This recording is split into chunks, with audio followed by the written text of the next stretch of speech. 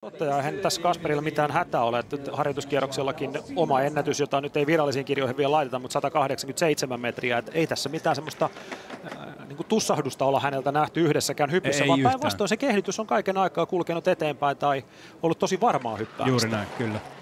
Ja nyt Kasperi, sieltä vain kaikki irti.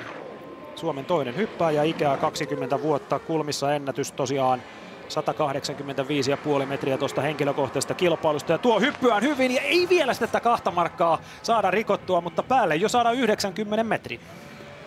Joo, siinä oli kyllä aineksia, mutta vähän lähtee turhan korkealle tavallaan tuossa kummulla, että ylävartalo vähän ohjaa sitä ponnistusta, jos tulee hidastettuna tässä.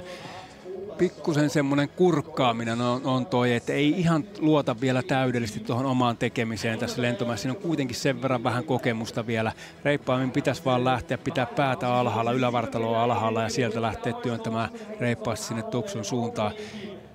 Tässä lentää koko ajan vähän vasten. Toki Kasperi hyvällä lentotaidolla tekee ne metrit tuosta ja saa kuitenkin henkilökohtaisen ennätyksen tehtyä kilpailutilanteessa, niin ei voi missään nimessä olla pettynyt.